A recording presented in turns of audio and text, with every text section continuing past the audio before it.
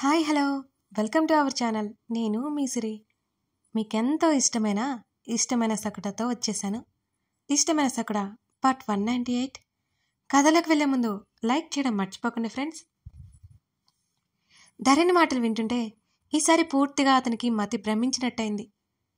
ధరణి అతను పిలవడానికి చాలా కష్టపడ్డట్టున్నాడు. అలాంటి స్టేట్లో ఉన్నాడు గగన్. అదే కదా, ఆ రోజు నేను పడిపోయాను కదా, అసలు ఎలా పడ్డానో తెలియట్లేదే. నా మీద నువ్వు కోపంగా ఉన్నావా? ఆమె కనులు నిండుకుండలయ్యాయి క్షణాల్లోనే. అతడు ఒక్కసారిగా తల విదిలించుకొని, అదేం లేదు, సరే ఇది చెప్పు, నీతో ప్రణతి ఎప్పుడైనా కాల్ మాట్లాడిందా అని అడిగాడు. మాట్లాడిందనగానే ఏం మాట్లాడింది అని వెంటనే అడిగాడు. చెప్తాను కానీ నువ్వు కోపడుకో అంది ధరణి. కోపన్నే కానీ ముందు విషయం చెప్పు అతను ఇంకా ఆదుర్దాగా అడిగాడు. నీ గురించి మేఘన్ గురించి ఏదో చెప్పింది. 4 చివాట్లు పెట్టి కాల్ కట్ చేశాను. ఏవో ఫోటోలు కూడా పంపినట్టుంది. నేను వాటిని చూడలేదు అని ఆమె చెప్పగానే అతను అప్రయత్నంగా 2 చేతులతో తల పట్టుకున్నాడు. ఇంకా అని అడిగాడు ఎట్టకేలకు. సారీ ఆమె చెప్పింది. ఎందుకని? నాకు ఫస్ట్లో మేఘన్ పేరు వినగానే బాగా కోపం వచ్చేది. ఆ అమ్మాయి ఎందుకో నాకు నచ్చదు. ఆ అమ్మాయి పేరు వింటే చాలు నాకు ఒక ఇన్సెక్యూర్ ఫీలింగ్ కలిగేది. నాకు మీ ఇద్దరి గురించి ఆలోచన కూడా వచ్చేవి. నిన్ను చాలాసార్లు అడిగాను కదా, బాగా ఇబ్బంది కూడా పెట్టాను, కోపం తెప్పించాను. ఆమె నీ ఫ్రెండ్ మాత్రమే అన్నావు కదా, నేను ఇంకా అది యాక్సెప్ట్ చేసేసాను. కానీ లోపలెక్కడ నీకు తను ఇష్టమేమోనని నాకు అనిపించేది. ఆ చివరి మాట చెప్పేటప్పుడు ధరణి గొంతు తగ్గించింది. అయినా నా ఆలోచన తప్పని నేను అర్థం చేసుకున్నాను. అంతకుమించి ఇంకేమీ లేదు. ఆమె అతని వైపు చూస్తుంది కానీ ఆమె చూపులకి అతను చిక్కడమే లేదు. ఆమె కనురెప్పల చాటున చీకటిలో అతని ముఖాన్ని గుర్తు చేసుకుంటోంది ధరణి. అతడు గాఢమైన నిట్టూర్పొకటి విడిచాడు. నీకు పడిపోయిన సంగతి కూడా తెలీదా అని గగన్ అడిగాడు. నాకు అవేమీ గుర్తులేవు మరి. సరే సరే, నువ్వు వాటి గురించి ఎక్కువ టెన్షన్ పడకు అంటూ ఆమె భుజాలు పట్టుకుని పైకి లేవదీశాడు. నాకు చిన్న పని ఉంది, పద, నిన్ను అత్త దగ్గర వదిలిపెడతాను అని గగన్ అన్నాడు. అతను టీషర్ట్ దగ్గర మరింత గట్టిగా పట్టుకొని, ఇప్పుడు ఈవినింగ్ అయింది కదా, ఇప్పుడు ఎక్కడికి? అతను వెళ్ళడం ఇష్టం లేనట్టు బెంగగా అడిగింది ధరణి. చాలా అర్జెంట్ పని ఒకటి ఉంది, నేను వెంటనే వచ్చేస్తాను కదా. ఆమెకు నచ్చ చెప్తూ అతను పైకి లేచాడు. ఆమెకి ఇష్టం లేనట్టు పెదవి విరిచింది అతను వెళ్ళిపోతానంటే. ఆమె చుట్టూ చేతులు వేసి గాఢంగా హత్తుకున్నాడు గగన్. అతను ఉద్వేగంగా ఆమె వీపు తడిమాడు. ఆమె ముఖాన్ని చేతుల్లోకి తీసుకుని, ఏం కాదు, నేను వెంటనే వచ్చేస్తాను, అయినా చెప్పాను కదా భయపడకూడదని. అతను అడుగుతుంటే ఆమె తల ఊపింది సరే అన్నట్టు. అతని కళ్ళలో సంతోషం. ఆమె అది చూడలేకపోయింది. ఆమె కణత మీద ముద్దు పెట్టుకుని మరోసారి హత్తుకుని కాసేపు అలా ఉండిపోయాడు గగన్. నెమ్మదిగా ఆమెని రేవతి దగ్గర వదిలిపెట్టి అతను వెంటనే బయటికి వెళ్ళిపోయాడు. అతను వెళ్తూనే హర్షకి కాల్ చేశాడు. గగన్ రమ్మని చెప్పడంతో వేదని ఇంటి ముందు డ్రాప్ చేసి ఆమె పిలుస్తుంటేనే హర్ష వినకుండా వెళ్ళిపోయాడు. ఈడియట్, ఇంటికి రా, నీ పని చెప్తా. ఆమె విసవిస వెళ్ళిపోయింది. అదంతా మామూలే అన్నట్టుగా. ఏంట్రా, ఏమైంది? గగన్ సడన్గా పిలవడంతో హర్ష అయోమయంగా అడిగాడు. ఇప్పుడే కదా అతను వచ్చాడు, మరి ఈలోపు కలవడానికి వెనుక కారణం ఏంటి అనుకున్నాడు హర్ష. వాళ్ళిద్దరూ సైకియాట్రిస్ట్ వెంకట్ ఉండే హాస్పిటల్కి వెళ్ళారు. అదే సమయంలో రాజేష్ కూడా అక్కడికి వచ్చాడు. ఆల్రెడీ హర్షకు తెలిసి ఉండడంతో పలకరించుకున్నారు ఇద్దరు. రాజా, చెప్పు గగన్, నువ్వు అర్జెంటుగా ఓ పని చేసి పెట్టాలి. ఏంట్రా అది? హర్ష వేదకి ట్రీట్మెంట్ జరిగింది కదా. అవును, మన హాస్పిటల్లోనే జరిగింది. ఏమైంది అని హర్ష అయోమయంగా అడిగాడు. ఆ డాక్టర్స్ లిస్టు వీడికి ఇవ్వు. అంతేకాదు, వేదన కేర్ చేసిన ప్రతి ఒక్కరి గురించి తెలియాలి అని గగన్ వైపు చెప్పగానే హర్ష సరే అన్నట్టు ఫోన్ కాల్ చూసుకుంటూ పక్కకెళ్ళిపోయాడు. రాజా, నువ్వు ప్రతి ఒక్కరి గురించి తెలుసుకోవాలి. నర్స్, కేర్ టేకర్తో సహా అందరి గురించి నాకు తెలియాలి. వేద ఎప్పుడు హాస్పిటల్లో అడ్మిట్ అయిందో వాడు చెప్తాడు. ఆ పని మీద ఉండు. ఎంతైనా ఖర్చవని లెక్క చేయకో అని గగన్ చెప్తుంటే, నువ్వు ఇంతగా చెప్పాలా? రేపటికి డీటెయిల్స్ అన్నీ నీకు ఇస్తాను, సరేనా అని చెప్పాడు రాజేష్. హర్ష రాగానే కొన్ని విషయాలు కనుక్కొని రాజేష్ అక్కడి నుంచి వెళ్ళిపోయాడు. ఇద్దరు వెంకట్ అపాయింట్మెంట్ కోసం ఎదురు చూస్తున్నారు. కాసేపటికి ఆయన నుంచి పిలుపు వచ్చింది. నువ్వు నాతో రా, గగన్ చెప్పాడు. ఇద్దరు ఆయన దగ్గరికి వెళ్ళి ఎదురుగా కుర్చీలో కూర్చున్నారు. గగన్ని గుర్తుపట్టిన అతను ధరణి గురించి అడిగాడు. అదే విషయం గురించి మీతో మాట్లాడాలి అంటూ ధరణి తనకు చెప్పిన విషయాలన్నీ ఆయనకు చేరవేసి ఆమె బిహేవియర్ ఏంటో ఆయనకు అర్థమయ్యేలా చెప్పాడు గగన్. My God! ఆ మాటలన్నీ విన్న తర్వాత అన్నాడు వెంకట్. ఏమైందంటారు? మీకేమైనా తెలుస్తుందా? ఆమె బిహేవియర్ నెలల పాటు అలా ఉన్నా సరే సరిగ్గా గుర్తులేదు. తను అలా బిహేవ్ చేయదు, కానీ ఎందుకలా తనకి కలలు వస్తున్నాయని మాట్లాడుతోంది. గగన్ ఆదుర్దాగా చెప్పాడు. అదంతా వింటున్న హర్షకు కూడా మతి పోయినట్టే ఉంది. తను ఏదో విషయాన్ని బలంగా నమ్మింది అని చెప్పాను కదా గగన్. కాదు, తను నమ్మేలా చేయబడింది. ఎవరో చేశారు అని ఆయన తగ్గు స్వరంతో భారంగా చెప్పాడు. అంటే ఏంటి డాక్టర్? గగన్ కళ్ళు మరింత తీక్షణంగా ఆయన వైపు చూసే. అతనిలో ఆరాటం ఎక్కువగా ఉంది. తను హిప్నోటైజ్ చేయబడిందని నాకు అనిపిస్తోంది. ఆయన చెప్పగానే గగన్ నిర్ఘాంతపోయాడు. ఏంటి, హిప్నోటైజా? అతని స్వరం వణికింది. అవును, నేను ఒకసారి తనతో మాట్లాడాలి అని వెంకట్ అనగానే సరే అని క్షణమాగి తను ఎలా దూకేసిందో కూడా గుర్తులేదట అని భారంగా చెప్పాడు గగన్. స్నేహితుడిలో ఆవేదన కనిపినట్టుగా వెంటనే గగన్ చేతి మీద చేయి వేశాడు హర్ష. ముందు నేను తన్ని కలవాలి గగన్, అప్పుడే నేను చెప్పగలను. నీకు ఒక విషయం గుర్తుందా? నేను తనని ట్రాన్స్లోకి తీసుకెళ్ళడానికి చాలా కష్టపడ్డాను. ఎంతగా అంటే చాలా చాలా కష్టపడ్డాను. ఆయన చెప్తుంటే అవును అన్నట్టు తల ఊపాడు గగన్. దీనికి వెనుక కారణమైతే ఇదే ఉంటుందని నాకు బలంగా అనిపిస్తోంది. నేను తనతో ఒకసారి మాట్లాడాలి. నేను డాక్టర్నని తనకు తెలియకూడదు గగన్. కానీ నేను తన్ని మీ దగ్గరికి తీసుకొచ్చాను కదా, ఆ విషయం తనకి గుర్తుండొచ్చు కదా, గగన్ ఆలోచనగా అన్నాడు.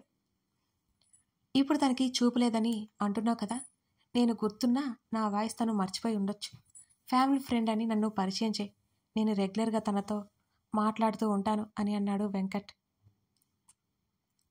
అలాగే డాక్టర్. మరి కాసేపు మాట్లాడి హర్ష గగన్ అక్కడి నుంచి బయటకొచ్చారు. ధరణికి వేదకి సంబంధం ఏంట్రా? బయటికి వస్తూనే అడిగాడు హర్ష. వేద చెప్పిన మాటలు నువ్వు మర్చిపోయావా? మర్చిపోలేదు, దాని గురించి ఎంక్వైరీ చేయించాను. కానీ అలాంటి మనుషులు ఎవరూ తగలలేదే అని అన్నాడు హర్ష. వేద వెనక ధరణి వెనక ఏదో జరిగింది. అది ఒకరా కాదా అని నాకు తెలియదు. ఒకవేళ ఒకరే అయితే ఆ వ్యక్తి ఎవరు? గగన్ ఆలోచనగా అన్నాడు. అతని కారు అక్కడే వదిలేసి గగన్ కారులో ప్రయాణమయ్యాడు హర్ష. అంటే నీ ఉద్దేశం ఆ మినిస్టర్ నీలకంఠం ఇదంతా చేశాడు అంటావా అని అడిగాడు హర్ష. వాడే గనుకైతే మనకి పెద్ద సమస్య లేదు. వాడు ఆల్రెడీ పోయాడు. ఒకవేళ కాకపోతే పరిస్థితి ఏంటి? ఇలాంటిది మళ్ళీ మళ్ళీ జరగచ్చు. అప్పుడు మన చేతుల్లో ఏదీ ఉండదు. ఆ మాటలు చెప్పినప్పుడే అతని పిడికిళ్ళు స్టీరింగ్ మీద బిగుసుకున్నాయి. హర్ష కూడా ఆలోచనలో పడ్డాడు. బ్రెయిన్ ట్యూన్ చేయడం అతను నమ్మలేని విషయం. కానీ ఇందాక డాక్టర్ వెంకట్తో మాట్లాడాక అతనికి నిజంగా మతిపోతున్నట్టే అనిపిస్తోంది. అతని వేద ప్రవర్తన మరోసారి గుర్తు చేసుకున్నాడు. ఇద్దరు ఆలోచనల మధ్య హర్ష ఇంటి దగ్గరికి చేరుకున్నారు. హర్షని డ్రాప్ చేసి గగన్ ఇంటికి వెళ్ళిపోయాడు. అతనికి ఇంటికి వెళ్ళాక అసలు విషయం గుర్తొచ్చింది. వేద ఇంకా తన ఇంటికి రాలేదని, ఊరికే అతని కోసం వచ్చి సాయంత్రం వెళ్ళిపోతుందని. రాత్రైనా సరే ఆమె దగ్గరికి బయలుదేరాడు. తల్లితో తాపీగా ముచ్చట్లు పెట్టింది అతను వెళ్ళేసరికి. కేశవ్తో మాట్లాడుతూ అక్కడే కూర్చున్నాడు హర్ష. హర్ష వచ్చి రాగానే మూతి తిప్పింది వేద మాట్లాడకుండా అతనితో. వేద, హర్షకేం కావాలో చూడు, గదిలోకి వెళ్ళిపోతున్నా అల్లుడిని చూస్తూ చెప్పింది యమున. వేద తల ఊపి గదిలోకి నడిచింది. ఆమె కోపం నటించాలనుకున్నా కానీ అతనేదో చిరాగ్గా తల పట్టుకుని కూర్చుండడంతో చూసి దగ్గరికి వెళ్ళింది వేద. ఏమైంది హర్ష, అలా ఉన్నావు? ఆమె అతని దగ్గరగా వెళ్ళి మరీ అడిగింది. ఏం లేదులే, ధరణి గురించి డాక్టర్ దగ్గరికి వెళ్ళొచ్చాం అని హర్ష చెప్పగానే ఫ్రెండ్ గురించి బాధపడుతున్నాడేమోనని ఆమె అర్థం చేసుకుంది. అతని పక్కనే కూర్చుంది. హర్ష, తను సెట్ అయిపోతుంది, నువ్వు దిగులు పడుకో. తను ఎలాంటి సిచ్యువేషన్లో ఉందంటే బాగా లో ఫీల్ అవుతుంది. తను అందరికీ బర్డెన్ అయినట్టు ఆలోచిస్తుంది. తనతో ఎక్కువ టైం స్పెండ్ చేస్తే తను మామూలుగా అయిపోతుంది. నన్ను 2 రోజులకోసారి అక్కడ దింపు, తన్ని మామూలు చేసే బాధ్యత నాది. అతని చేతులు పట్టుకుని వేద చెప్తుంటే ఆమె వైపు తల తిప్పి చూశాడు హర్ష. ఆమె గురించి అతనికి ఇంకా కంగారుగా ఉందని ఆ విషయం ఆమెకు తెలియదు కదా. వేద తనకి మళ్ళీ దూరం అనే ఆలోచనకి అతనికి పిచ్చి పట్టేలా ఉంది. సరే, ఆమె చేతులను తీసుకుని పెదవులకి ఆనించుకున్నాడు హర్ష. నువ్వు ఇలా డల్గా ఉంటే నేను ఎవరితో గొడవ పడాలి హర్ష అని వేద పెదవి విరిచి అడుగుతుంటే ఆమె వైపు అతను సీరియస్గా చూశాడు. నీతో గొడవ పడకపోతే నాకు అసలు ఏం తోచట్లేదు అని తనకేదో పెద్ద కష్టం వచ్చినట్లు మరింత దీనంగా చెప్పింది వేద. నిన్ను రాక్షసని ఊరికే అనట్లేదు అంటూ పళ్ళు కొరికాడు హర్ష. ఆమె హాయిగా నవ్వేస్తూ వెళ్ళి ఫ్రెష్ అయ్యారాపో, ఆకలిస్తుందంటూ అతని ముక్కు పట్టుకుని లాగింది. అతనికి ఇప్పుడు కాస్త ఊరట కలిగినట్టు అనిపిస్తోంది. తిన్నాక చెప్తా నీ పని హర్ష అనగానే నాలుక బయటపెట్టి ఆమె వెక్కిరించింది. గగన్ కోసం ఎదురు చూస్తుంది ధరణి. అతను ఎందుకు అంత సడన్గా వెళ్ళిపోయాడో మరి ఆమెకు తెలియట్లేదు. తన మాటల వల్ల అతనికి కోపం ఏమైనా వచ్చిందా ఏంటి? ధరణి, స్నానం చేద్దు పదా. రేవతి కూతురు దగ్గరికి వచ్చింది. తర్వాత చేస్తానులే, బావ వచ్చాడా అని తల్లిని అడిగింది. ఏదో పని ఉంది, వెళ్తున్నాను అన్నాడు, ఇంకా రాలేదు. ఏమైంది? నాకు బోర్ కొడుతుంది, అందుకే ఫ్రెష్ అయితే కాస్త తిందు, ఎర్లీగా తినాలి కదా నువ్వు అంది రేవతి. నేను చేస్తానులే అమ్మా అంది ధరణి. వద్దు, చూసుకోకుండా ఏదైనా తగిలితే మళ్ళీ అదో పెద్ద గొడవ. ఇప్పుడే ఆ గాయం తగ్గుతున్నట్టుంది కూతురి తల దగ్గర తడుముతూ అంది రేవతి. బాబా వచ్చాక చేస్తాను, నువ్వు విసిగించకు. ఏడ్చావులే, నోరు మూసుకొనిలే. అమ్మా, హాస్పిటల్ నుంచి వచ్చిన దగ్గర నుంచి నీ దగ్గరే ఉంటున్నాడు కదే, రోజు అన్ని పనులు చూసుకుంటున్నాడు. ఈరోజు ఒక్కరోజైనా వదిలేవే తల్లి సీరియస్గా చెప్పడంతో తప్పక లేచింది ధరణిక. ధరణికి ఏదో డ్రెస్ ఇచ్చింది రేవతి. నాకు అసలు వద్దు అంటూ తనే వార్డ్రోబ్ దగ్గరికి వెళ్ళి బట్టలు తీసుకుంది ధరణి. కూతురు వైపు ఆశ్చర్యంగా చూస్తుంది రేవతి. అంతలోనే ఆమెకు కళ్ళు చెమ్మగిల్లాయి. ఇలాంటి పిచ్చి పిచ్చివన్నీ నాకు ఇచ్చావంటే ఇంకోసారి ఊరుకోను నేను అంది తల్లితో. అది కాదే, ఫ్రీగా ఉంటుందని అని అంది రేవతి. ఫ్రీగా ఉండడం కదా, చండాలంగా ఉంటుంది అని గొనిగి సడన్గా ఏదో గుర్తుకొచ్చినట్లుగా, అమ్మ ఇలారా, నీతో మాట్లాడాలి అంటూ బెడ్ మీద కూర్చుని పక్కనే చేతు తడుతూ తల్లిని పిలిచింది ధరణి కూర్చోమన్నట్టుగా. గగన్ ఆ విషయాల గురించి మాట్లాడొద్దన్నాడు. ఇదేమీ అడుగుతుందో అనుకుంటూ కూర్చుంది రేవతి. అమ్మా, నేను ఒకటి విషయం అడుగుతాను, దాచకుండా చెప్పు అంది తల్లి చేతులు పట్టుకుని ధరణి. ఏంటదే? రేవతి అనుమానంగా చూసింది. బావని అడిగితే ఏమంటాడనే భయం వేసి నిన్ను అడుగుతున్నా అని నసిగింది. అంత భయపడే విషయం ఏంటో? రేవతి అదే అనుమానంతో అడిగింది.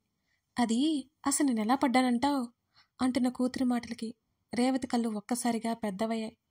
అమ్మా, నిన్నే, చెప్పవేంటి? తల్లి చేతిని పట్టుకుని ఊపేసింది ధరణి. ధరణి, నీకు నిజంగా గుర్తులేదా? రేవతికి చెప్పలేనంత ఆశ్చర్యంగా ఉంది. అందుకే కదా నిన్ను అడుగుతున్నాను, అసలు నేను ఎలా పడిపోయానో. ధరణి పెదవి విరిచింది. ఏమో, నాకు తెలియదుగా, గగన్ని అడుగు. రేవతి ముఖం దుఃఖంతో ఎర్రబడింది. ఆ విషయం ధరణికి తెలియదు. నీకు తెలీదా? నిజంగానా? అదే కదే చెప్తున్నాను. బావని ఎలా అడగాలి? ఇప్పటికే నా మూలక చాలా కష్టపడుతున్నాడు, బాధపడుతున్నాడు. నేను అడగలేను, నువ్వు చెప్పు ప్లీజ్. తల్లి ముఖం దగ్గరికి చేతిని తీసుకెళ్లి గడ్డం పట్టుకుని బ్రతిమాలింది ధరణి. కూతురు చేసిన పని చెప్పాలని అనిపించిన గగన్ వద్దు అనడంతో ఆమె చెప్పలేదు. నాకు కూడా తెలియదు ధరణి, పడిపోయావని మాత్రం తెలిసి నేను డాడీ వచ్చాం అంది రేవతి. సర్లే, బావ ఇంకా రాలేదేంటి? ఒకసారి కాల్ చేయి. నువ్వే చేసుకోవే. అమ్మా, ఏంటో? రేవతి కళ్ళు తుడుచుకుంటేనే మామూలుగా పలికింది. ఆమె మామూలుగా ఉండడానికి ప్రయత్నం చేసింది. నా ఫోన్ ఎక్కడుందో నాకు తెలీదు, అసలు ఎటుపోయింది? ధరణి పెదవి విరిచింది. ఇదిగో, ఆమె చేతిలో ఫోన్ పెట్టింది రేవతి. గగన్ నెంబర్కి డయల్ చేసి ఆమె చెవి దగ్గర పెట్టుకుంది. అతను లిఫ్ట్ చేయలేదు. మరో నిమిషం అతని ఫోన్ రింగ్ సౌండ్ తన గదిలో వినిపించడంతో అతను వచ్చాడని ఆమెకి అర్థమైంది. ఫోన్ పక్కన పెట్టింది. అత్తా, అతని గొంతు వెనక నుంచి వినిపించింది. వచ్చావా? నువ్వు ఎప్పుడు వస్తావా అని దీని గొడవ. సరే, ఫ్రెష్ అయ్యరా, డిన్నర్ చేద్దు గాని గగన్ అని అన్నది రేవతి. ఇక్కడికే పంపించత్తా అతను చెప్పి ధరణి వైపు చూశాడు. ఆమె చేతి వేలతో బెడ్షీట్ మీద గీస్తోంది ధరణి. రేవతి సరే అని చెప్పి గదిలో నుంచి వెళ్ళిపోయింది. ఆమె పడుతున్న ఈ బాధకి కారణం ఎవరో తెలుసుకోవాలని తాపత్రయంలో ఉన్నాడతను. ఆమె పరిస్థితి చూస్తుంటే అతనికి చెప్పలేనంత దిగులుగా ఉంది. అతను ఫ్రెష్ అయి వచ్చాడు. రేవతి భోజనం పంపించగా నెమ్మదిగా తినిపించాడు ధరణికి. ఈ ఫుడ్ ఏం బాలేదు, ఆమె ముఖం వికారంగా పెట్టుకొని చెప్పింది. ఇంకొన్ని రోజులు తప్పదు కానీ కొత్తగా ట్రై చేద్దాం సరేనా అని అన్నాడు. ఇంకేం కొత్తగా, అవే అంటూ పెదవి విరిచింది. లేదు, మంచి డైట్ ప్లాన్ రెడీ చేద్దాం అంటూ ఆమెను తన ఛాతీ మీదకి వాల్చుకుని వెనక్కి వాలి కూర్చున్నాడు గగన్. ఆమె నమ్మకం లేనట్టు ముడుచుకుని కూర్చుంది. ఒకసారి తన పరిస్థితి ఏంటో తనకే కాదు అర్థం కాదు అసలు. ఏంటి ఈ లైఫ్ అనిపిస్తుంది. అంతలోనే తనకేమీ అనిపిస్తుంది. ప్రేమగా చూసుకునే కుటుంబం, బాధ్యతగా తనకు అన్నీ చేసి పెడుతున్న భర్త. తను ఈ సిచ్యువేషన్ నుంచి బయటపడాలని బలంగా అనిపిస్తుంటుంది. కానీ ఆ ధైర్యం ఎక్కువసేపు ఉండదు ధరణి కాసేపటి తర్వాత నెమ్మదిగా పిలిచాడు గగన్. అంది. కథ కొనసాగుతోంది. ఇష్టమైన సక్కడ రీడర్స్ అందరూ ఎలా ఉన్నారు? ఇంకొక విషయం అండి ఏంటంటే, మన సిరీ డైరీస్లో గివ్ అవే ప్లాన్ చేశానండి. ఆ గివ్ అవే ఏంటి, దాంట్లో ఎలా పార్టిసిపేట్ చేయాలనేది సిరీ డైరీస్లో విలన్ 100 పార్ట్ ఉంటుంది. ఒకసారి చూడండి, మిస్ చేయకండి. Thank you.